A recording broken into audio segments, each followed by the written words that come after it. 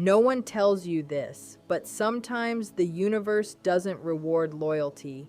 Sometimes it ends it, abruptly, without permission.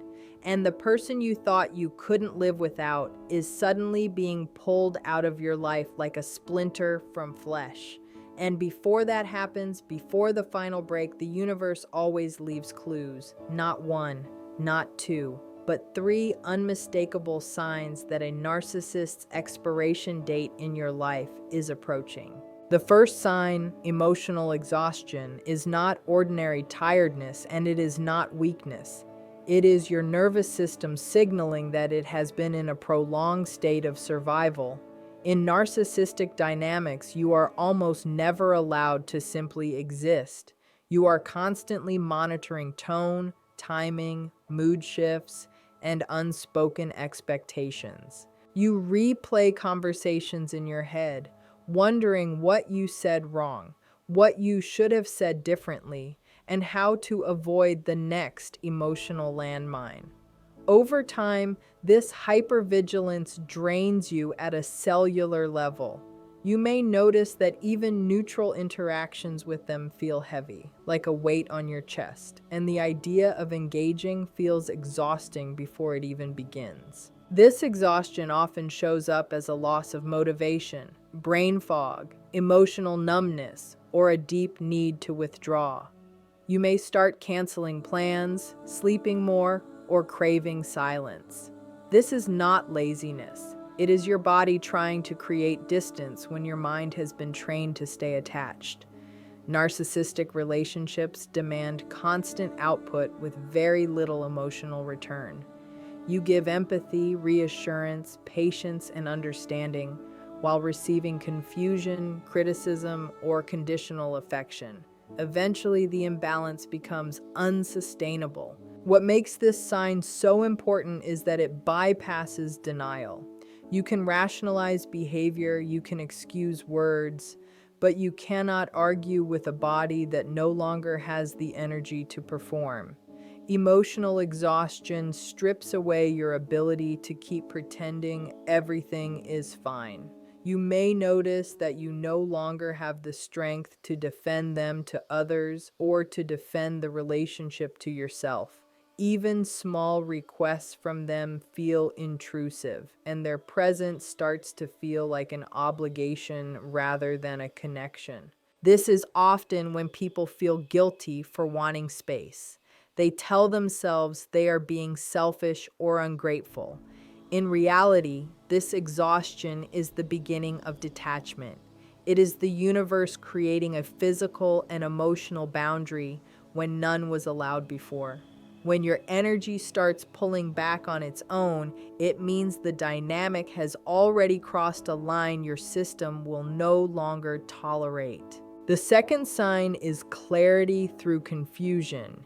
And this is one of the most destabilizing phases because it feels like you are losing your grip just as you are actually gaining awareness. In narcissistic dynamics, your mind is trained to override what you see and feel. You explain away inconsistencies, excuse hurtful behavior, and accept explanations that never quite add up. You do this to preserve attachment because facing the truth would threaten the relationship you've invested so much of yourself in. When the universe begins to intervene, that internal balancing act collapses. You may notice that their words stop landing the way they used to. Promises feel empty. Apologies feel rehearsed. Stories change depending on the audience. You start catching small contradictions, moments where the logic breaks, and instead of smoothing them over, they stick with you. This creates intense mental discomfort. You feel confused, scattered, even anxious, because the version of reality you were maintaining can no longer hold. This is not madness. This is cognitive dissonance surfacing instead of being suppressed. During this phase, many people describe feeling foggy yet hyper-aware at the same time. You question yourself constantly, but the questions are different now. Instead of asking, "What did I do wrong?" you start asking, "Why does this keep happening?" Or, Why do I always feel like this after interacting with them? The confusion is not the problem. The confusion is the doorway. It forces your brain to slow down and re-examine patterns rather than excuses. This sign often comes with emotional unease. You may feel unsettled without knowing why, restless around them, or emotionally disconnected even when things appear calm on the surface. The relationship starts to feel unreal, like you're watching it from the outside.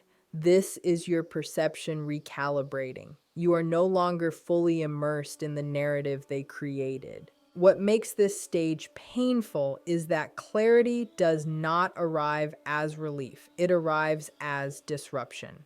The universe removes the blindfold before it removes the person.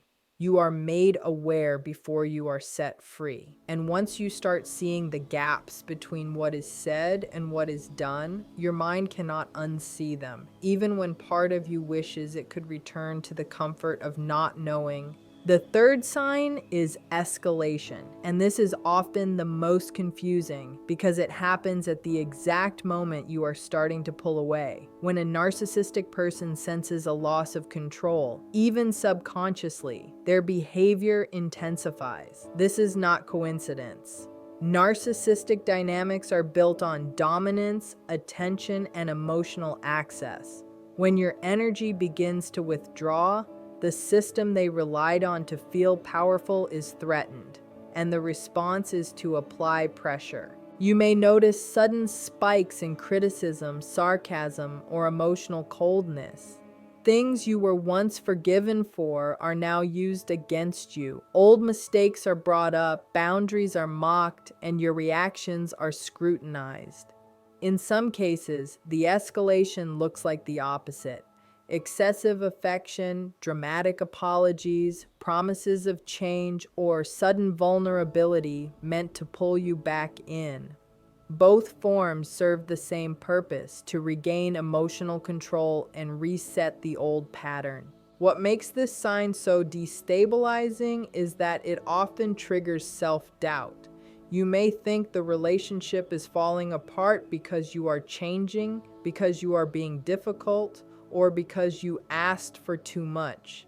In reality, the escalation is a response to your growing autonomy. You are no longer as reactive, as eager to please, or as easily manipulated. The narcissistic system detects this shift before you fully understand it yourself. During this phase, the environment often becomes chaotic. Arguments escalate faster. Calm conversations feel impossible. You may feel like you are constantly being pushed into emotional reactions you no longer recognize as your own. This is intentional. Emotional chaos keeps you dysregulated and easier to control.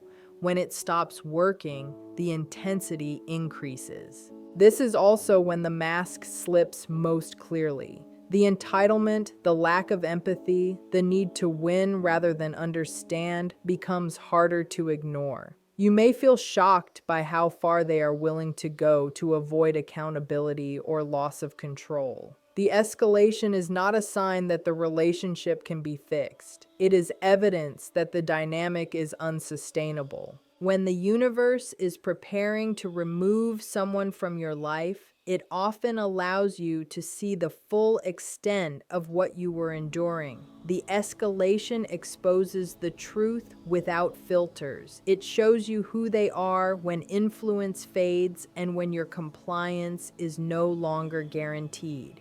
The fourth sign is that your intuition becomes louder and more persistent, even if you spent a long time ignoring it. In narcissistic dynamics, intuition is often the first thing to be silenced. You are taught, subtly or directly, not to trust your reactions, not to trust your memory, not to trust your emotional responses. Over time, you learn to outsource your inner knowing to the other person. You check their mood before checking your own. You look to their reactions to decide what is real. This disconnect from intuition is not accidental. It is necessary for manipulation to continue. When the universe begins to prepare for removal, That inner voice starts pushing back. It does not arrive as confidence.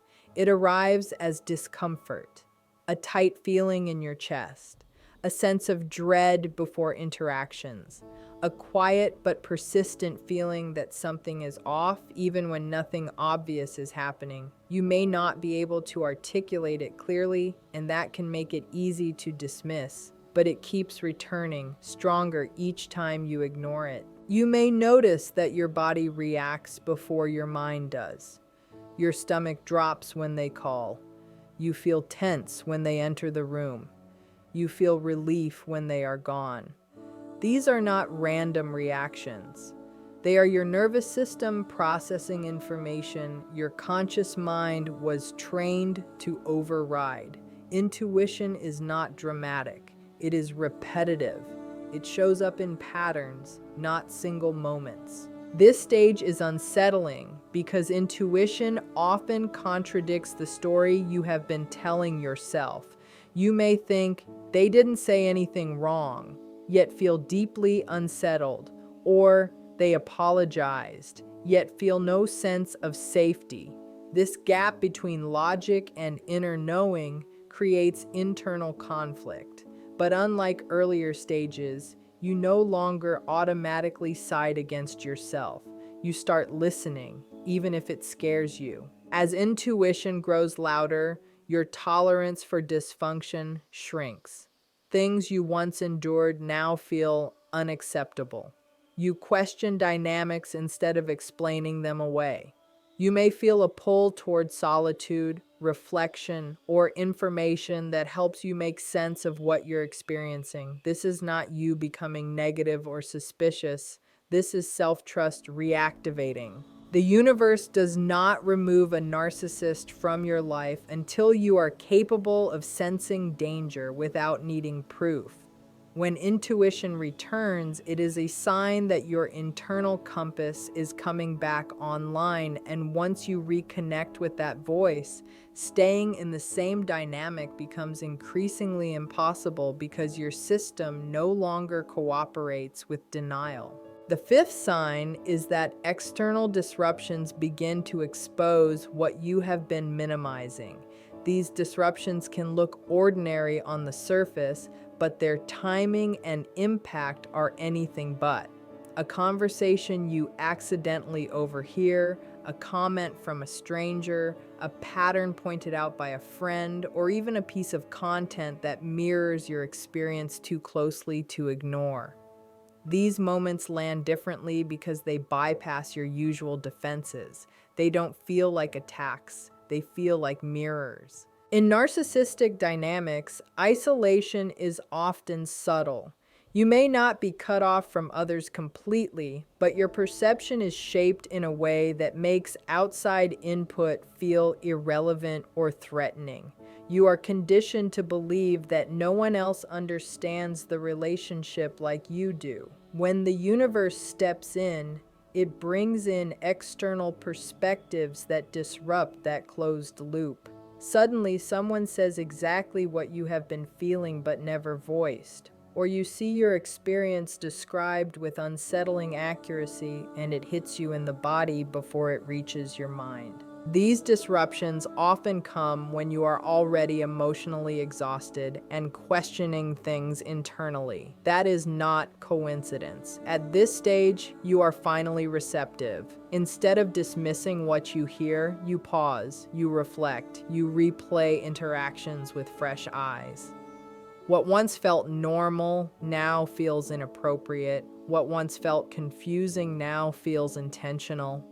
The outside world starts validating what your inner world has been trying to process quietly. This can feel destabilizing because it challenges the version of reality you've been maintaining. You may feel defensive at first, even angry, because accepting the truth means accepting how much you endured. There may be grief, embarrassment, or shame for not seeing it sooner. These reactions are normal and they are part of the awakening process, not signs that the insight is wrong. As these disruptions continue, denial becomes harder to sustain. You may notice that you stop protecting the narcissist's image when talking to others. You share more honestly. You listen instead of explaining. You start trusting collective reality over the isolated bubble you were living in. This is the universe widening your perspective so you can no longer be contained within a narrative that only benefited one person. Once external reality aligns with your internal experience, the spell begins to break. You realize that what you were dealing with has a name, a pattern, and an impact that extends beyond you. And when truth is reinforced from both inside and outside, the dynamic loses its power because isolation can no longer survive in the presence of shared understanding. The sixth sign is that their approval starts to lose its emotional grip on you, and this shift can feel both unsettling and liberating at the same time. For a long time, their reactions likely carried enormous weight. Praise felt like relief, disapproval felt crushing. Your mood rose and fell based on how they treated you in any given moment. This is how narcissistic conditioning works. Your sense of worth becomes externally regulated. When the universe begins preparing for removal, that system starts to fail. You may notice that their criticism no longer cuts as deeply as it once did. It still hurts, but it doesn't define you. Their silent treatment feels more irritating than devastating. Their approval feels hollow instead of rewarding. You may even catch yourself thinking, why do I care what they think? And that thought surprises you because for so long, caring felt automatic and uncontrollable. This is not emotional coldness. This is emotional independence beginning to form. At this stage, the relationship often feels strangely empty. The drama that once kept you emotionally hooked loses its intensity. The highs don't feel as high. The lows don't feel as catastrophic. This is deeply threatening to narcissistic dynamics because they rely on emotional volatility to maintain control. When your emotional responses flatten, the bond weakens. You are no longer being reinforced through fear or relief. This sign can trigger guilt and confusion. You may worry that you are becoming detached, selfish, or uncaring. In reality, you are becoming regulated. Your nervous system is no longer seeking their validation as a survival need. You start grounding internally rather than reaching outward for permission to feel okay. This often coincides with a growing sense of self that exists independently of the relationship. You may reconnect with interests, values, or desires that had been pushed aside. As their approval loses power, so do their threats, manipulation, and emotional tactics. They may escalate to regain control, but internally, something has shifted. You are no longer negotiating your reality through their reactions. You begin to see that their approval was never stable, never truly earned, and never actually about you. This is a critical turning point because narcissistic relationships cannot survive without emotional dependency. Once you stop organizing your self-worth around their responses, the dynamic starts collapsing from the inside. The universe does not remove someone from your life until you are no longer psychologically dependent on their validation and when their opinion no longer feels like a verdict on your value. Staying connected to them stops making emotional sense. The seventh sign is that you begin grieving the relationship while you are still in it. This grief is quiet and confusing because nothing has officially ended, yet something feels deeply over. You may notice moments of sadness that don't seem tied to any specific event. A heaviness settles in when you imagine the future with them, not because you fear losing them, but because you sense that nothing will ever truly change. This is anticipatory grief, and it signals that your psyche has already started letting go. In narcissistic dynamics, hope is often the glue that keeps you attached. Hope that they will understand. Hope that this time will be different. Hope that your effort will finally be enough. When the universe prepares to remove someone from your life, that hope begins to dissolve, not dramatically, but gradually. You stop fantasizing about a repaired future. You stop mentally rehearsing conversations that might finally make them see you. Instead, you feel a dull acceptance settling in. This is not resignation, it is realism. This grief can be mistaken for depression or emotional numbness. In truth, it is the mourning of an illusion. You are grieving the version of the relationship you believed in, not the one you were actually living. That is why the sadness feels strange and hard to explain. You may still care about them, yet feel emotionally detached. You may still be present physically, yet feel internally distant. This split is painful, but it is also protective. During this phase, you may find yourself pulling back emotionally without consciously deciding to. You share less, you expect less, you invest less energy into fixing or managing the dynamic, not out of spite, but because something inside you understands that the emotional return is gone. Your system is conserving energy for what comes next. What makes this sign so powerful is that grief creates closure before departure.